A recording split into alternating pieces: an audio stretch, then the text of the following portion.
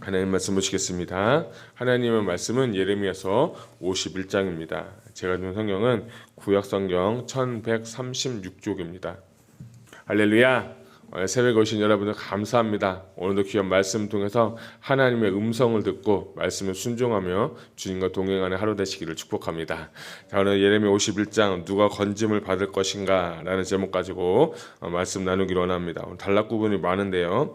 1절부터 14절은 바벨론의 함락과 백성의 귀환, 15절부터 19절은 전능하신 우리 하나님 찬양, 20절부터 24절은 철퇴의 몰락, 25절부터 33절은 황무지가 된 바벨론, 34절부터 44절은 보복하신 하나님, 45절부터 53절은 남은 자를 회복시키신 하나님, 54절부터 58절은 마지막 바벨론의 멸망, 그리고 59절부터 64절은 예레미야의 예언적 행동, 이렇게 제가 단락을 나누고 제목을 붙여보았습니다. 우리가 계속해서 46장부터 51장까지 이스라엘을 있는 주변 나라들에 대한 예언 중에 오늘 마지막 날입니다. 어제부터 우리가 바벨론에서 보았고 오늘 51장은 또한 바벨론의 멸망에 대해서 나오는데 조금 다른 게 있어요. 50장 같은 경우는 바벨론이 왜 멸망해야 되는지에 대해서 정당성, 당위성에 대해서 좀 부각하는 장이었다면 51장 같은 경우는 바벨론의 멸망 그리고 그들이 있었던 그 가운데에서 하나님께서 정말 회복시키시는 이스라엘, 그 전능하신 하나님, 하나님의 속성과 능력, 그 마음들이 고스란히 담겨 있는 장이 어디냐? 저는 51장이라고 생각합니다. 그런 것이 포커스가 되었고요. 그리고 오늘 51장을 여러분 보실 때 집에 가셔서 시간이 되시면 요한계시록 18장을 읽어보시기 바랍니다. 굉장히 비슷한 구절이 많이 나오는데 그 가운데서 18장에 보게 되면 너희가 받을 저주의 땅에서 나와라 이런 얘기가 나오는데 오늘 51장도 그런 내용이 보면서 어떻게 보면 이 51장과 요한계시록 18장은 굉장히 비슷한 내용과 구조를 가지고 있고 또 비슷한 단어들도 나오기 때문에 그 18장 요한계시록 18장을 같이 보시면 좋겠어요. 그래서 이 요한계시록 18장은 바벨론의 멸망에 대해서 나오기 때문에 그것을 같이 보면 좋겠습니다. 자, 그래서 오늘 51장 보면서 왜 하나님께서 이 51장을 나에게 주셨을까? 우리가 바벨론도 아니고 우리가 뭐 하나님 앞에 많은 죄는 짓지만 그래도 우리가 멸망당하지 않고 하나님의 자녀인데 왜 오늘 이 시간에 51장의 말씀 주셨을까라는 그런 전 질문을 통해서 제가 말씀을 준비해 봤습니다. 여러 가지 이유가 있겠지만 저는 이 51장은 말세에 마지막 때에 사는 성도들을 향한 그런 말씀이다라고 저는 생각을 했습니다. 왜냐하면 아까 이 요한계시록 이 18장하고도 굉장히 비슷하고 요한계시록 18장 같은 경우는 예수님께서 이 땅에 오시고 강림하셔서 모든 전쟁에서 승리하시고 하나님께서 그 왕권을 회복하는 강림하시는 그 날이기 때문에 심판하시는 날 보복하시는 날이기 때문에 어떻게 보면 이 51장도 동일선상에서 본다면 우리가 마지막 때를 살아가고 있는 우리에게 주시는 귀한 말씀이다라는 거예요. 그래서 특별히 바벨론이 아무리 강하고 바벨론이 아무리 힘이 세도 결국엔 누가 이깁니까? 만물을 주관하시는 그 하나님 여호와 그리고 우리는 예수 그리스도가 이 땅에 오셔서 우리를 회복시키시는 그 하나님의 능력을 기대하시고 소망을 갖는 오늘 하루가 되시기를 주님의 이름으로 축복합니다. 자, 그러면 우리가 어떻게 해야 이렇게 살 수 있을까? 1절을 보게 되면 여호와께서 이와 같이 말씀하시되 보라 내가 멸망시키는 자의 심령을 부추긴다 라고 했어요. 저는 1절 보면서 심령을 부추긴다라는 단어가 굉장히 재밌더라고요. 그래서 제가 이거를 번역본들을 몇 개를 찾아봤어요. 공동 번역은 내가 광풍을 일으키겠다. 새 번역은 멸망시키는 원수를 일으키겠다. 킹제임스 버전은 a destroying wind. NIV 버전은 the spirit of destroyer. 그래서 이 51장은 우리가 볼 때는 멸망시키는 자라고 하지만 물론 맞지만 멸망시키는 자, 파괴하는 자 이런 것들을 하나님께서 부추겨서 그 바벨론을 치겠다라는 거예요. 그러니까 결국 51장은 누구냐면 누구를 다시 세우냐면 메대와 바사를 일으켜서 파괴시키는 자를 일으켜가지고 이 바벨론을 멸망시킨다라는 거예요. 그래서 저는 이 말씀 중에 영이라는 것, 스피릿이라는 것이 정말 중요하구나 하는 것을 깨달았어요. 여러분, 우리가 살면서 어떻게 사느냐, 특별히 어떤 삶을 사느냐라는 것은 어떤 영의 지배를 받고 사느냐가 정말 중요한 거예요. 우리는 기독교인이기 때문에 우리 하나님을 믿는 사람은 성령의 지배를 받고 사는 삶이에요. 우리가 악령의 지배를 받는다, 세상의 영을 지배받는 사람은 세상 사람이에요. 그런데 오늘 세상 사람들은 이미 성령을 받지 못했기 때문에 그냥 악령, 세상의 영을 받아서 살아간다고 하지만, 우리 그리스도인들은 날마다 성령의 충만함을 구하고 하나님의 영에 임하기 위해서는 날마다 기도하고 근신하면서 성령님의 음성에 민감한 사람이 되어야 된다는 거예요. 그래서 내가 오늘 하루를 살 때도, 아니 어제 여러분 어떤 삶을 사셨는지 모르겠지만 점검을 해보세요. 내가 성령에 의해서 살았는지, 아니면 나의 욕심과 유혹을 위해서, 나의 만족을 위해서 그렇게 살았는지를 점검해 보는 거예요. 특별히 저는 이 말씀 보면서 심령을 부추긴다, 하나님께서 그 파괴의 영, 하는 그 영들을 어느 나라의 메대와 바사에게 부어주어서 그 영을 일으키고 그 사람들을 하나님께서 일으키셔서 바벨론을 멸망시킨다는 걸 보면서, 저는 하나 발견한 건 진짜 성령의 충만함, 성령의 지배함, 성령의 인도하심을 받는 사람이 진짜 하나님의 사람이겠구나 하는 것을 제가 1절을 보면서 발견하게 되었어요. 여러분, 우리가 왜 기도합니까? 우리가 왜 지금 이 새벽에 나와서 부르짖습니까? 성령의 인도함을 받기 위해서입니다. 성령의 충만함을 받기 위해서입니다. 여러분, 성령 충만하시기를 축복합니다. 성령의 충만한다는 다른 뜻은 성령의 지배를 받는다는 거예요. 내 생각의 지배, 내 만족의 지배, 내 욕심의 지배를 받는 게 아니라 내 욕심을 꺾고 내 만족을 무너뜨리고 성령의 지배를 따라 살아가게 될 때에 하나님께서 놀라운 일을 행하시게 된다는 거예요. 사울을 보세요. 사울은 성령으로 시작한 사람이에요. 그런데 그가 욕심을 부리고 순종하지 않으니까 하나님께서 그의 심령 가운데 악령을 부르셨다고 했어요. 여러분, 이거 정말 불쌍한 사람 아니겠어요? 근데 그게 우리가 될 수 있는 거예요. 우리가 아무리 정말 지금 성령 충만하다고 해도 내일을 우리가 어떻게 해요? 개런티할 수 없는 거예요. 내가 그래서 오늘 이 시간에 하나님께 구하는 건 하나님의 영, 성령의 충만함을 받아서 살아갈 수 있는 여러분 되시길 축복합니다. 저는 그게 성도에 마땅한 도리고 오늘 우리가 모인 목적이라고 생각합니다. 그래서 이 1절을 한번 더 보게 되면, 그 가운데 부추겨서 바벨론을 치고 또 나를 대적하는 중에 있는 자를 치겠다라고 해서 파괴의 영, 파괴의 과람, 광풍 등을 통하여서 하나님께서 이 일을 이미 작정하셨다라고 하는 하나님의 마음을 이미 여기에 나오고 있어요. 그런데 오늘 51장에 보게 되면 왜 하나님께서 이 바벨론을 멸망시키는지에 대한 세 가지 죄가 나오는데, 10절을 보게 되면 하나님의 공의를 위해서 일으키시고요.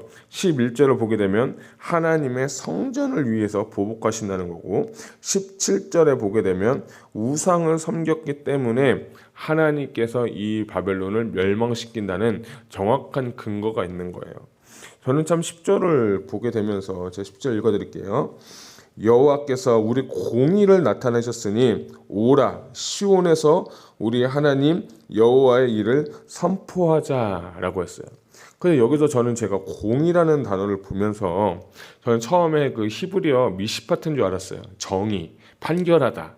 근데 이게 아니라 이 공의는 뭐가 쓰여지냐면 체다카로 쓰여있는 걸 발견하면서 제가 조금 솔직히 깜짝 놀랐어요.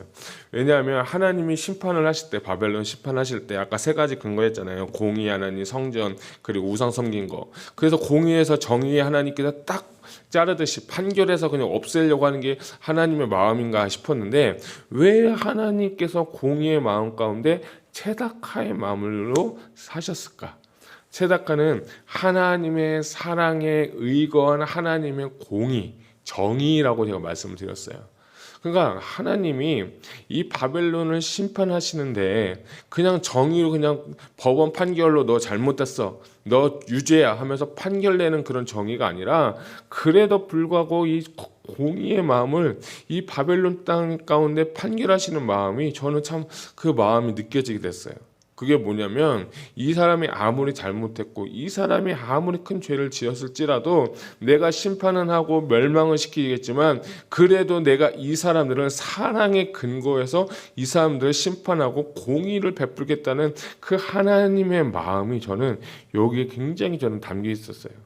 아, 바벨론도 잘못했지만 바벨론도 죄를 지었지만 바벨론도 하나님 성전에 대해서 기물을 파괴하고 하나님 마음을 아프게 했지만 그래도 하나님의 중심은 뭐냐면 이 바벨론 백성들이 돌아오기를 원하는 게 하나님의 마음이구나 하는 것을 제가 발견하게 됐어요.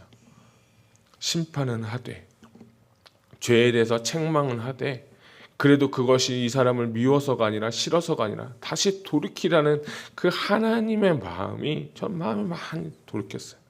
그래서 제가 기도했어요. 저한테 이런 마음을 달라고.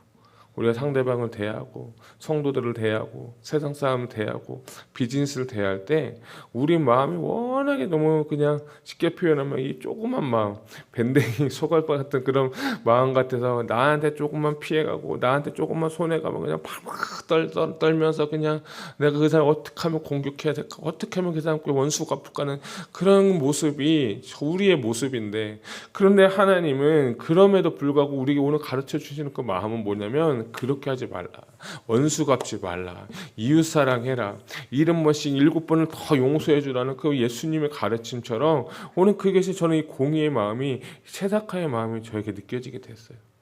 여러분, 저는 우리 성도님들이 이런 마음이 있기를 주님의 이름으로 축복합니다.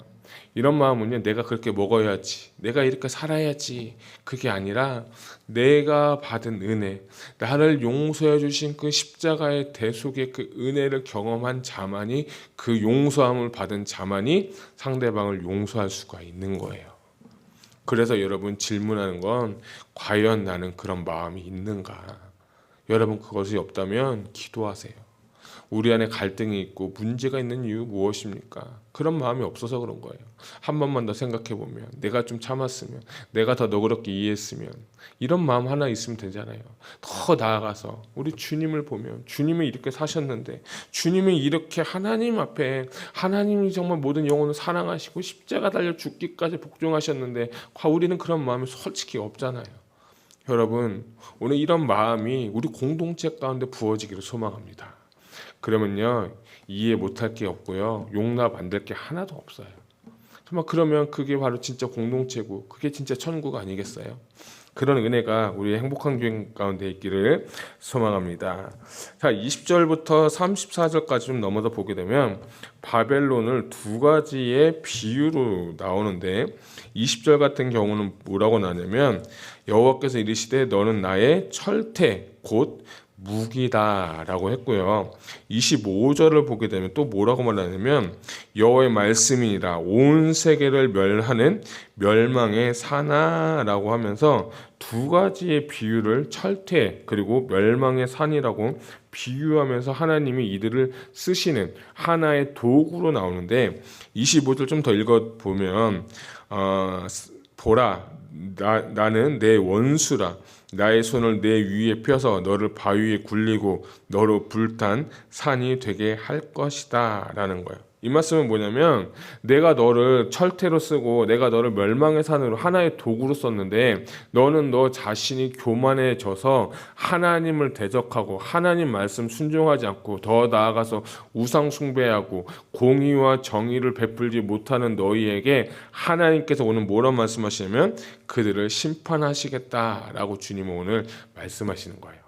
이거 보면서 하나님 나를 써주실 때 진짜 감사해야겠다. 정말 나를 하나님께서 써주실 때, 나를 하나님께서 정말 귀한 도구로 써주실 때 진짜 감사해야겠다는 걸 했어요. 내가 잘나서도 아니고, 내가 뭐 똑똑해서도 아니고, 내가 돈이 많아서도 아니고, 내가 뭐 힘이 좋아서도 아니고, 또 내가 지혜로워서도 아니고, 그냥 나를 하나님께서 써주실 때 감사하시기를 바랍니다. 저는 그래서 항상 기도하고 이렇게 새벽 설교 끝나고 나면 제가 항상 기도하는 게 있어요. 하나님 오늘도 저를 써주셔서 감사합니다. 저는 그런 기도 항상 하거든요. 까먹지 않으면 왜냐하면 저는 하나님이 써주신다는 것 자체가 너무 감사해요. 왜냐하면 이 귀하신 하나님의 말씀을 대언한다는 것 자체가 저는 너무 은혜가 되기 때문이에요. 여러분 하나님께서 써주실 때 감사하시길 축복합니다. 자, 그러면서 이들이 이스라엘 백성들에게 하는 얘기가 뭐냐면 45절 가서 보면 이들은 피하라는 거예요. 45절을 제가 한번 읽어드리겠습니다. 나의 백성아, 너희는 그 중에서 나와 각기 여호와의 진노를 피하라 라고 하는 거예요. 자, 근데 요한계시록 18장 4절에 이런 말씀이 또 있어요. 또 내가 들으니 하늘로부터 다른 음성이 나와서 이르되 내 백성아, 거기서 나와 그의 죄에 참여하지 말고 그가 받을 재앙들을 받지 말라라고 했어요. 저는 참 이 45절 말씀, 이 요한계시록 18장 4절 말씀과 오버랩되면서 하시는 말씀은 마지막 때의 성도들이 해야 될 건 뭐냐면 하나님의 음성이 들려줘야 된다는 거예요. 하나님께서 음성이 들리고 그 음성에 순종할 수 있는 영적인 귀가 여러분 가운데 있기를 주님이 너무 축복합니다. 왜냐하면 예수님도 돌아가시기 전에 예루살렘의 멸망에 대해서 이야기를 하셨어요. 예루살렘 멸망에서 뭐라고 말씀하셨으면 이 예루살렘에 이 주위에 많은 사람들이 쌓여 있는 것을 보거든 너희는 저 산으로 도망가라고 했어요. 그래서 예수님께서 그 약속의 예언적인 말씀을 듣고 AD 30년에 티투스 장군이 예루살렘을 함락할 때 그 말씀을 듣고 기억한 사람은 이 예루살렘에서 빠져나와서 산으로 도망가서 살았고 그 말씀을 듣고도 순종하지 않는 자들은 그 AD 30년에 예루살렘의 멸망 가운데 같이 멸망해서 죽었다는 거예요. 저는 여러분 이 말씀이 정말 중요한 이유는 뭐냐면 말세를 살아가는 우리, 마지막 때를 살아가는 우리에게 진짜 필요한 건 뭐냐면 하나님의 음성을 듣는 훈련이 여러분 가운데 필요한 거예요. 여러분 하나님의 음성을 들어서 분별할 수 있는 힘이 필요한 거예요. 저는 솔직하게 늘 말씀드리지만 설교가 중요한 게 아닌 것 같아요. 여러분이 각자 말씀 가운데 하시는 하나님의 말씀에 듣고 음성에 반응하면서 살아갈 때가 반드시 언젠가 오게 된다는 거예요. 그때를 우리는 준비해야 되고 그때를 위해서 우리는 훈련해야 돼요. 음성을 들었다가 중요한 게 아니라 이 음성이 하나님부터 온 건지 나의 만족, 내 마음에서 온 건지 근원을 밝혀가면서 날마다 훈련하고 날마다 그것을 연습해가면서 하나님과의 친밀한 가운데 오는 그 음성을 듣는 훈련이 오늘 저는 여러분 가운데 필요한 거예요.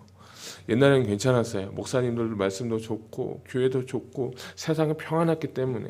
근데 지금 가면 갈수록 세상은 점점 악해져 갖고 정말 우리 주님이 오셔도 얼마 남지 않았어요.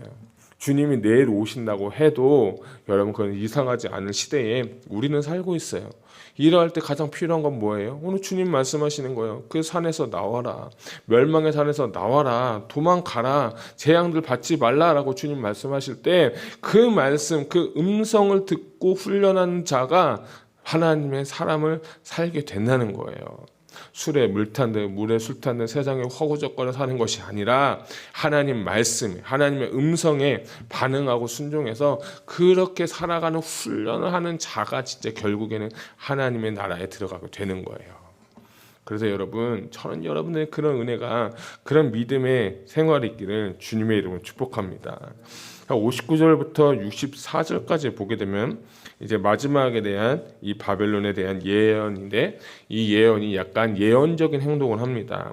뭐냐면 이 예레미야가 이제 하나님께 주신 예언의 말씀은 이제 다 적고 스라야라는 사람을 불러서 그게 알려주고 책에 기록하게 한 다음에 그 다음에 한 게 뭐냐면 이제 여기서 62절 보면 여호와께서 주께서 이곳에 대하여 말씀하시기를 이 땅을 멸하여 사람이나 짐승이나 거기에 살지 못하게 하고 영원한 폐허가 되리라 하셨나이다 하라 라고 한 다음에 63절 보면 너는 이 책을 읽기를 다 한 후에 책에 돌을 메어서 유브라데 강 속에 던져 넣어라 라고 했어요. 그래서 결국엔 바벨론이 멸망한다는 것을 마지막으로 예언하는 것을 볼 수가 있어요.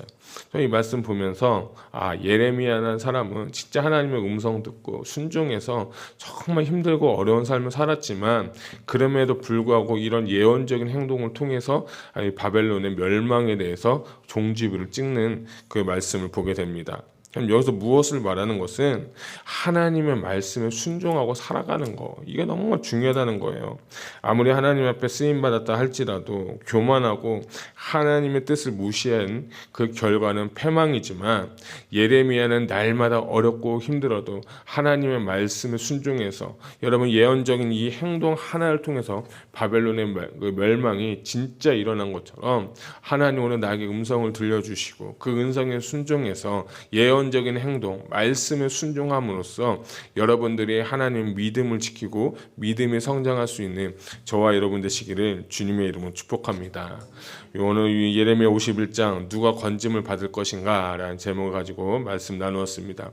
오늘 여러분에게 주신 메시지들, 말씀들 잘 묵상하시고 오늘 말씀으로 승리하는 귀하고 복된 하루 되시기를 주님의 이름으로 축복합니다.